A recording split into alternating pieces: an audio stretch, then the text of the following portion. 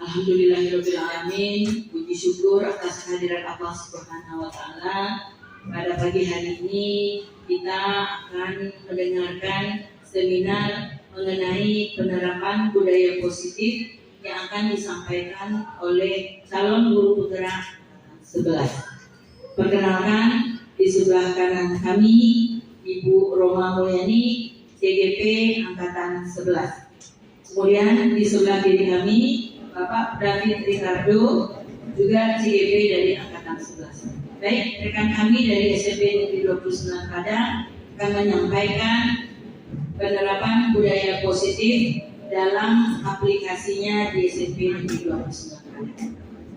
Kepada Bapak Ibu narasumber dipersilakan. Terima kasih saya ucapkan kepada Ibu Moderator yang telah mengizinkan saya untuk melaksanakan kegiatan seminar pada hari ini. Baik, selamat datang Bapak dan Ibu SMP Negeri 29 Padang yang hebat. Nah, mari bersama berkolaborasi, bergandengan tangan untuk mewujudkan budaya positif di sekolah kita tercinta ini. Nah, dalam rangka melaksanakan atau mewujudkan budaya positif di sekolah serta nanti menyelesaikan masalah dengan menggunakan strategi PG3 restitusi.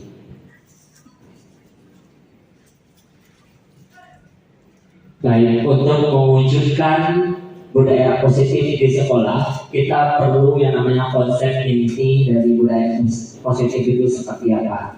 Ada beberapa yang harus kita pahami dari budaya positif itu sendiri. Yang pertama, perubahan paradigma belajar. Yang kedua, disiplin positif. Yang ketiga, nilai-nilai kebajikan. Keempat, kebutuhan dasar manusia. Kelima, motivasi perilaku manusia. Selanjutnya, posisi kontrol guru, keyakinan kelas, dan segitiga restitusi. Nah, ini konsep inti dari budaya positif yang akan kita pahami pada hari ini.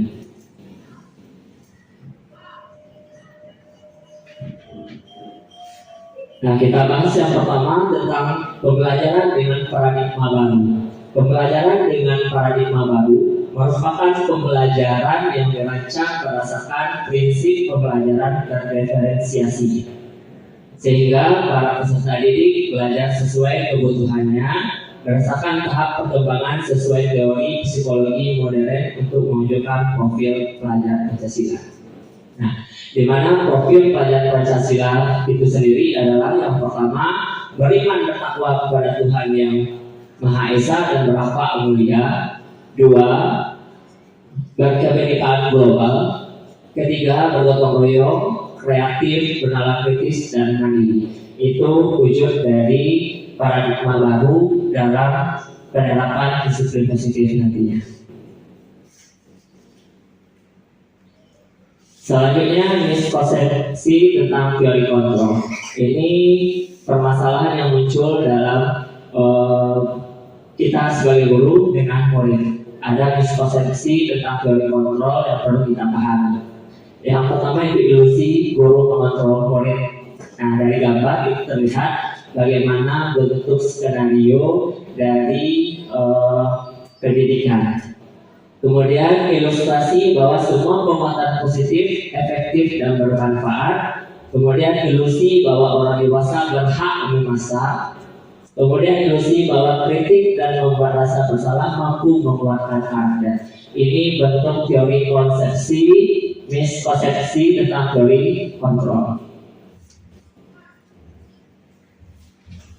Selanjutnya, mengubah paradigma stimulus respon ke pendekatan teori kontrol.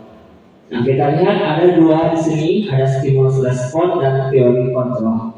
Nah, kita lihat realitas atau kebutuhan kita sama. Nah, kemudian teori kontrolnya realitas kita berbeda. Nah, masing-masing kita itu memiliki tingkat kebutuhan yang berbeda-beda. Tidak mungkin kebutuhan kita itu sama dengan orang lain. pasti kebutuhan kita itu berbeda. Kemudian orang melihat hal yang sama. Pada teori kontrol, setiap orang memiliki gambaran yang berbeda. Nah, kita memiliki pandangan yang berbeda terhadap orang lain. Tidak akan mungkin karena kita itu sama dengan orang lain. Nah itu. Kemudian kita mencoba mengubah orang agar berpandangan sama dengan kita. Nah, pada teori kontrol kita berusaha memahami pandangan orang lain tentang dunia. Nah, kita tidak harus sama dengan orang lain, boleh berbeda. Kemudian perilaku buruk dilihat dari sebagai suatu kesalahan. Pada teori kontrol, semua perilaku memiliki tujuan. Nah, apapun yang kita lakukan itu pasti memiliki tujuan tertentu. Nah, kemudian orang lain bisa mengontrol saya pada stimulus respon. Di teori kontrol, hanya Anda yang bisa mengontrol diri Anda. Itu sama dengan saya bisa mengobrol dengan orang lain dan Anda tidak bisa mengobrol dengan orang lain. Selanjutnya, pemaksaan ada pada saat rujukan gagal. Kemudian pada teori kontrol, kolaborasi dan konsensus menciptakan pilihan-pilihan baru.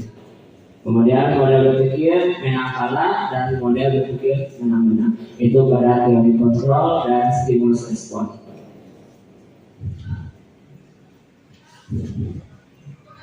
Nah, dalam pelaksanaan selanjutnya itu ada disiplin positif. Nah, pada disiplin positif yang perlu kita pahami, apa itu disiplin positif? Disiplin positif itu berasal dari kata disiplina yang artinya belajar. Disiplin mengacu pada disiplin diri yang memiliki tanggung jawab terhadap apa yang dilakukan berdasarkan nilai yang diyakini. Disiplin positif juga merupakan salah satu cara penerapan disiplin yang bertujuan untuk menumbuhkan kesadaran serta memberdayakan peserta didik tanpa imbalan penghargaan atau reward dan ancaman atau hukuman. Sebagai pendidik, tujuan kita adalah menciptakan peserta didik yang memiliki disiplin diri sehingga mereka berperilaku mengacu kepada nilai-nilai kebajikan universal dan memiliki motivasi intrinsik dalam perubahan perilaku ke arah yang lebih baik. Itu bentuk disiplin positif. Untuk mewujudkan disiplin positif itu, kita perlu memahami bagaimana bentuk nilai-nilai kebajikan yang ada dalam disiplin positif. Nah, nilai-nilai kebajikan yaitu nilai yang disepakati bersama yang bersifat universal. Lepas dari dimana itu lepas dari suku bangsa, agama, bahasa maupun latar belakang. Nah, kita menghilangkan yang hal yang seperti itu. Kita menyamakan bahwa kita itu sama. Nah, kemudian bagaimana contoh dari nilai kebajikan institusi atau organisasi? Nah, kita lihat yang pertama itu profil pelajar Pancasila. Apa saja yang terkandung dalam profil pelajar Pancasila? Yaitu ada 6 itu. Ya. Yang pertama, beriman dan bertakwa kepada Tuhan Yang Maha Esa dan berakhlak mulia, berkebinekaan global, gotong royong, mandiri, kreatif dan bernalar kritis. Kemudian selanjutnya People Primary Years Program atau PYP. Nah, di mana dalam PYP itu yang ada toleransi, rasa hormat, integritas, mandiri, menghargai, antusias, empati, keingin-tahuan, kreativitas, kerjasama, percaya diri, dan komitmen. Nah, berarti ada komitmen antara kita nanti dengan peserta didik kita. Kemudian yang terakhir itu keterampilan hidup atau life skill atau kemampuannya. Itu dapat dipercaya, lurus hati, mendengar, pendengar yang aktif, tidak merendahkan orang lain dan memberikan yang terbaik dari diri. Dan kita menghargai semua bentuk usaha yang diberikan oleh peserta didik terhadap kita.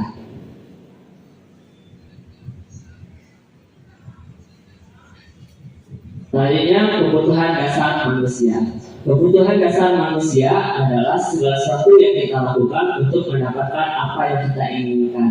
Seluruh tindakan yang kita lakukan memiliki tujuan tertentu dan semua usaha terbaik yang kita lakukan adalah dalam rangka agar kebutuhan dasar kita terpenuhi dengan baik. Itu bentuk kebutuhan dasar manusia. Selanjutnya, dalam mewujudkan disiplin positif di sekolah, kita juga harus memahami bagaimana kebutuhan dasar yang harus kita miliki. Yang pertama itu ada 5 dasar kebutuhan manusia. Yang pertama itu bertahan hidup, di mana kita perlu makan, pakaian, tempat tinggal, keamanan dan kesehatan. Yang kedua kasih sayang dan rasa diterima, dipedulikan, berbagi, kerjasama menjadi bagian dalam kelompok. Kemudian yang ketiga penguasaan, di mana di dalam penguasaan itu ada harga diri, keinginan untuk dianggap, memimpin berprestasi, diakui dan diterima. Pada selanjutnya itu kebebasan. Pada kebebasan di sini yang masuklah mandiri, memiliki pilihan, mencoba hal baru, mampu mengendalikan arah dirinya. Yang terakhir itu kesenangan, bermain, humor, antusiasme dan tertawa. Ini 5 kebutuhan dasar yang harus dimiliki oleh manusia. Selanjutnya motivasi perilaku manusia. Pada motivasi perilaku manusia itu ada terbagi 2, yaitu motivasi ekstrinsik dan motivasi intrinsik. Di mana motivasi ekstrinsik ini berasal dari luar, sedangkan motivasi intrinsik itu berada dari dalam. Nah, bagaimana bentuk motivasi ekstrinsik? Nah, kita lihat yang pertama itu untuk menghadiri ketidaknyamanan atau hukuman. Yang kedua untuk mendapatkan imbalan penghargaan diri dari orang lain. Dan motivasi intrinsik untuk menjadi orang yang mereka inginkan dan menghargai diri sendiri dengan nilai yang mereka percaya.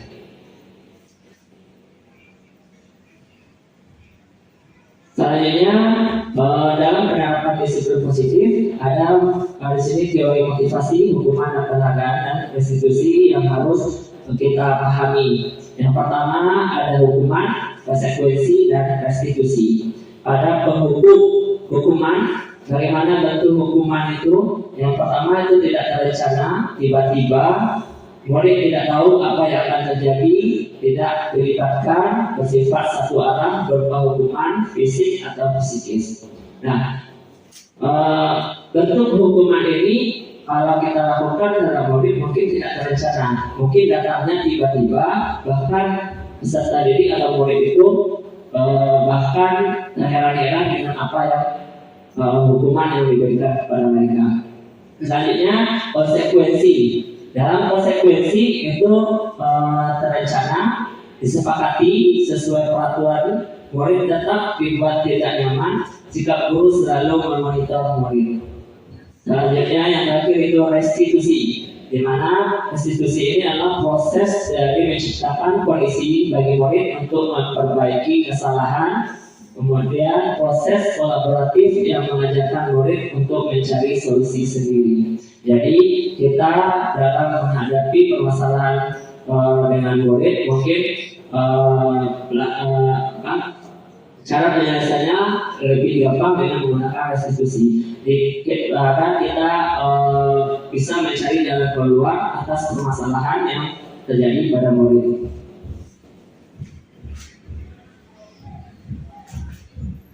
Selanjutnya 5 posisi kontrol. Mungkin 5 posisi kontrol ini akan dilanjutkan oleh rekan saya, yaitu Ibu Roma. Kepada Ibu Roma dipersilakan. Terima kasih Bapak David. Baik, kita lanjutkan 5 posisi kontrol guru. Yang pertama itu adalah penghukum. Yang kedua itu pembuat rasa bersalah. Selanjutnya di mana guru sebagai teman.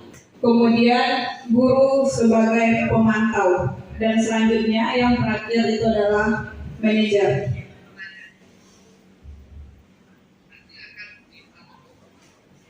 Contoh penerapan 5 posisi kontrol guru. Nah, kita lihat di sini siswa tidak memakai atribut saat upacara bendera. Yang pertama itu penghukum, tipe guru penghukum, di mana siswa nanti akan disuruh berdiri di depan tiang bendera dengan posisi hormat selama 1 jam. Kemudian yang kedua itu adalah tipe guru yang membuat rasa bersalah. Itu berapa kali yang guru akan menyampaikan berapa kali ibu atau bapak harus memberitahu kamu. kamu selalu saja mengecewakan ibu dan bapak. Nah, itu dimana nanti yang guru membuat yang si anak merasa bersalah. Kemudian selanjutnya yang ketiga itu adalah tipe di mana seorang guru menganggap dirinya sebagai teman. Nah, guru akan menyampaikan misalnya yang si Adi, ayolah, kenapa kamu tidak mengikuti upacara bendera? Kenapa tidak memakai atribut lengkap? Sambil tertawa ringan kepada si anak. Sudahlah, tidak apa-apa, silakan berbaris. Mari bersama teman-teman berbaris. Jadi tipe ini seorang guru itu menganggap siswanya seperti teman. Kemudian kita lanjutkan. Yang keempat, tipe guru sebagai pemantau. Peraturannya seperti apa? Apa yang telah kamu lakukan? Sanksi atau konsekuensi apa? Seorang pemantau sangat mengandalkan perhitungan, catatan, dan yang dapat digunakan sebagai bukti atas perilaku seseorang. Nada suara datar, bahasa tubuh yang formal, murid tetap dibuat tidak nyaman, yaitu dengan harus tinggal di kelas pada waktu jam istirahat dan mengerjakan tugas. Kemudian guru tetap harus memantau murid pada saat mengerjakan tugas. Nah, di sini terlihat bahwa seorang guru memantau apa yang dilakukan oleh siswa ketika dia melakukan pelanggaran. Kemudian yang selanjutnya itu adalah tipe seorang guru manajer, di mana ketika si anak melakukan kesalahan, ketika murid melakukan kesalahan, maka tindakan yang akan dilakukan seorang guru adalah yang pertama, apa yang kamu tahu? Apakah kamu tahu tentang kesalahanmu? Kira-kira bagaimana kamu memperbaiki kesalahan kamu? Nah, itulah inti dari pertanyaan nanti yang akan diberikan kepada siswa yang sudah melakukan kesalahan. Tadi dari contoh tadi itu ketika siswa melakukan pelanggaran yaitu tidak menggunakan atribut lengkap.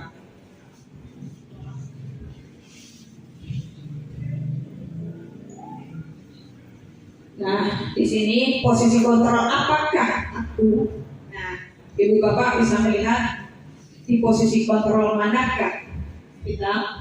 Saya kecewa sekali dengan kamu.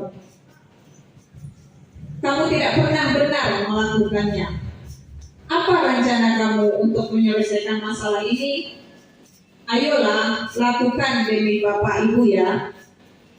Kamu tidak pernah mendapatkan nilai jika tidak mengerjakan tugas.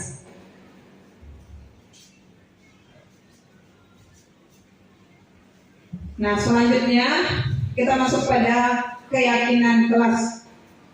Nah, sebagaimana kita ketahui bahwa keyakinan kelas ini sangat berperan penting untuk membuat sebuah kesepakatan, di mana di sini kita ketahui kenapa keyakinan kelas, kenapa bukan peraturan kelas.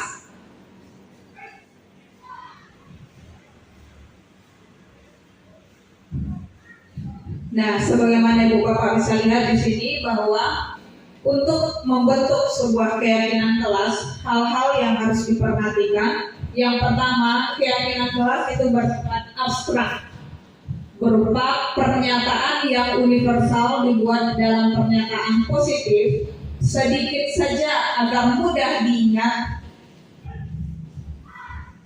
sesuai dengan kondisi kelas dan sekolah sehingga mudah diterapkan oleh semua warga sekolah dan dilibatkan pada saat membuat sebuah keyakinan kelas. Nah, ibu bapak bisa menerapkannya misalnya di dalam kelas ataupun di dalam lingkungan sekolah.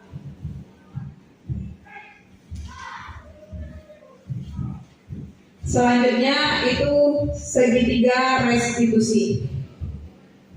Segitiga restitusi merupakan suatu proses dialog yang dijalankan oleh guru agar dapat menghasilkan murid yang mandiri dan bertanggung jawab. Jadi di sini dalam restitusi, segitiga restitusi ini nantinya diharapkan siswa bisa mandiri dan bertanggung jawab dengan apa yang sudah dilakukannya, termasuk pelanggaran atau aturan yang sudah dilakukan. Jadi di sini dalam penyelesaiannya itu adalah menggunakan segitiga restitusi.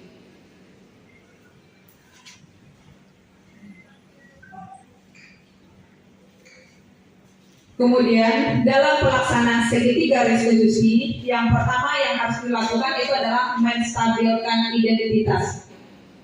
Berdasarkan prinsip membuat kesalahan adalah bagian dari proses pembelajaran. Jadi ketika si anak melakukan kesalahan, itu merupakan proses pembelajaran di mana kesalahan tersebut itu merupakan sesuatu yang wajar. Karena tidak ada manusia yang sempurna. Ibu bapak juga pernah melakukan hal demikian. Kemudian ibu bapak tidak mau mencari siapa yang salah, tapi ibu bapak ingin mencari solusi dari permasalahan ini. Kamu berhak merasa begitu. Nah, itulah nanti yang akan diucapkan ketika waktu menstabilkan identitas. Kemudian yang kedua, dalam segitiga restitusi, langkah yang selanjutnya itu adalah validasi tindakan yang salah. Berdasarkan prinsip, setiap perilaku berupaya memenuhi suatu kebutuhan tertentu. Nah, apa yang diucapkan di sini, ibu bapak bisa melihat bahwa yang nanti akan disampaikan ketika guru melakukan validasi tindakan yang salah. Ketika guru melakukan validasi terhadap kesalahan yang sudah dilakukan oleh anak. Yang pertama yang disampaikan itu, kamu pasti punya alasan mengapa melakukan hal demikian. Kemudian, padahal kamu bisa melakukan yang lebih buruk dari ini. Kamu patut bangga karena telah melindungi yang penting buat kamu. Kemudian kamu melakukannya karena mempertahankan sesuatu yang penting bagi kamu. Selanjutnya, tindakan yang ketiga dalam segitiga restitusi yaitu menanyakan keyakinan. Berdasarkan prinsip teori kontrol bahwa pada dasarnya kita termotivasi secara intrinsik. Hal yang akan disampaikan, apa keyakinan kelas kita, nilai-nilai apa yang telah kita sepakati, seperti apa gambaran sebuah kelas yang ideal menurut kamu, kamu ingin menjadi orang yang seperti apa. Nah, itu nanti yang akan disampaikan kepada murid.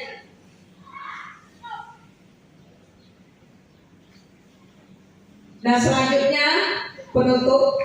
Dalam penerapan program disiplin positif, hendaknya guru memiliki standar kepribadian, profesional, dan sosial yang baik, di mana guru mampu merefleksi dirinya dalam posisi kontrol, kemudian bagaimana perjalanan dirinya sebagai among atau manajer, yang menuntun murid-murid menjadi insan yang mandiri, merdeka, dan bertanggung jawab. Nah, inilah yang sebenarnya yang diharapkan posisi seorang guru. Jadi di mana kita bisa menjadi among, kemudian bisa membentuk anak bertanggung jawab dengan apa yang sudah dia lakukan. Demikian presentasi kami. Bagi ibu bapak yang ingin bertanya, kami silakan.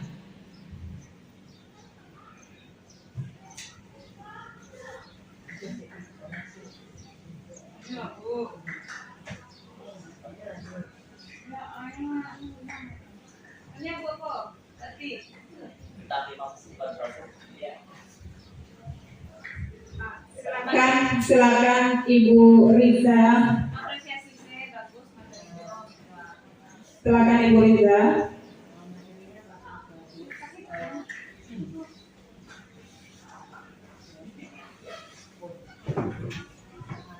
Terima kasih Bu Roma. Untuk materinya sangat bagus sekali untuk keadaan kita di dalam kelas, untuk melaksanakan restitusi ini. Kalau seandainya sudah kita jalani, misalnya kita bertanya dengan siswa ini, misalnya tidak melakukan tugas, kita bertanya tentang kendala-kendala yang sudah ada, yang kendala-kendala yang ada, dan ternyata anak ini sudah kita dengarkan keluh kesahnya, ternyata tidak juga dibikin. Nah, bagaimana cara tindakan kita selanjutnya? Apakah kita akan memberi hukuman atau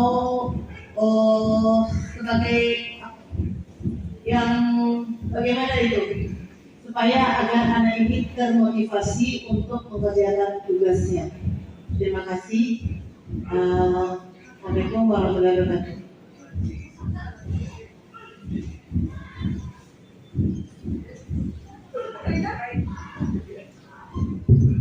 Baik, terima kasih atas pertanyaan dari Ibu Riza, yang mana Bu Riza menanyakan tentang ketika si anak yang sudah melakukan kesalahan, kemudian kita sudah melakukan tindakan berupa segitiga restitusi, tapi ternyata kesalahan tersebut tetap diulangi lagi. Apa yang harus kita lakukan? Begitu ya Bu Riza ya? Baik, saya akan coba jawab ya Bapak David.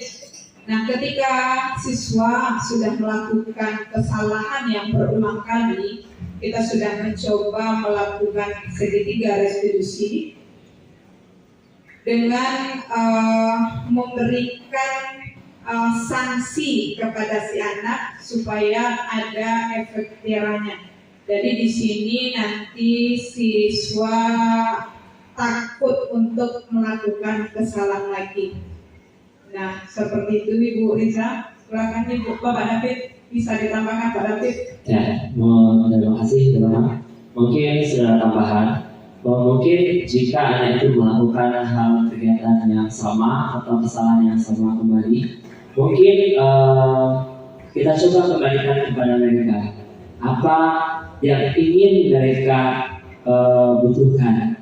Nah, bisa jadi nanti anak ini karena sudah diperingati masih mengulang. Nah, kita tanyakan kembali kepada mereka, apa yang harus kamu lakukan agar kamu bisa merubahnya. Kembalikan kepada mereka, karena seperti halnya kita seharusnya harus berpihak juga kepada murid.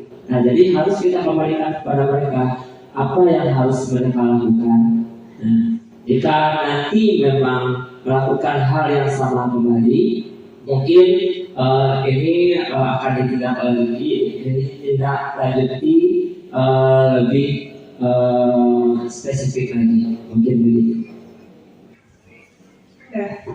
Gimana Ibu Riza dengan jawabannya? Nah, terima kasih Ibu Riza. Baik, selanjutnya kita buka pertanyaan lagi kepada Ibu Bapak yang ingin bertanya. Kita silakan.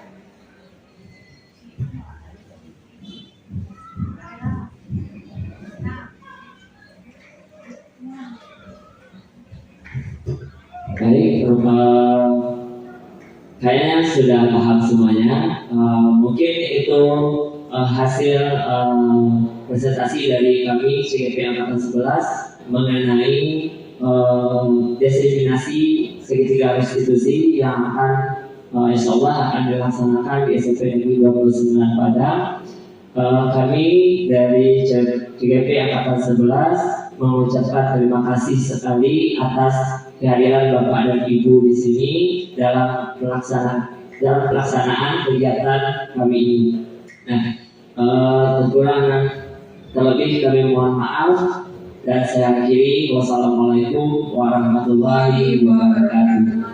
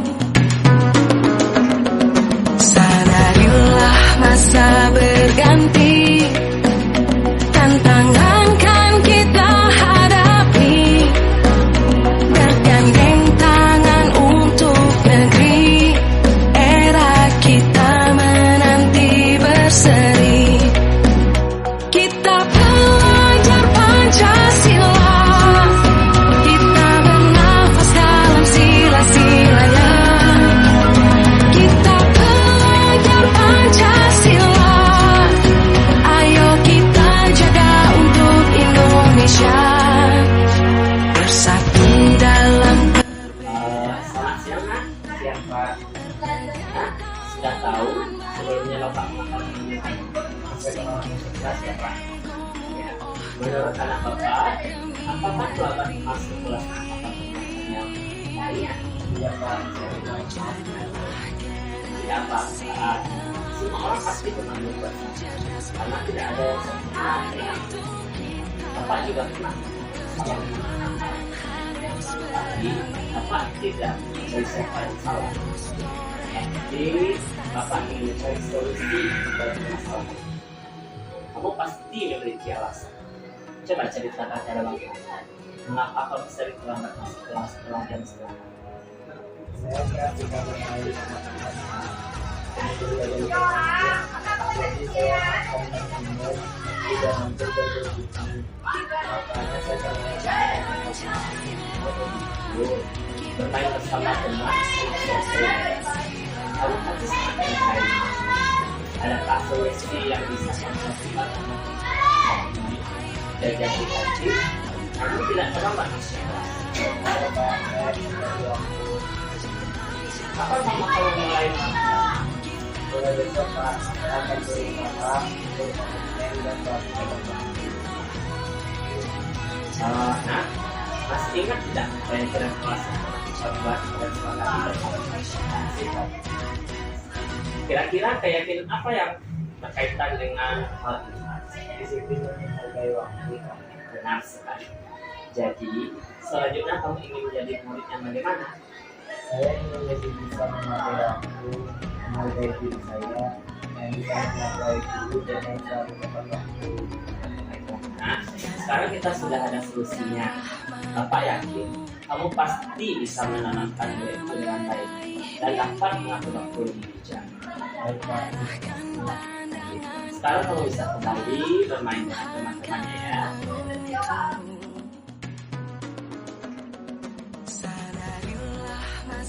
Selamat pagi Nak. Bagaimana kabarnya hari ini? Waktu di kelas, Bapak perhatikan kamu asik ngobrol dengan teman sedang berpresentasi. Baiklah, sekarang Bapak mau tanya, menurut kamu apakah mengobrol saat teman sedang berpresentasi lebih baik dilakukan?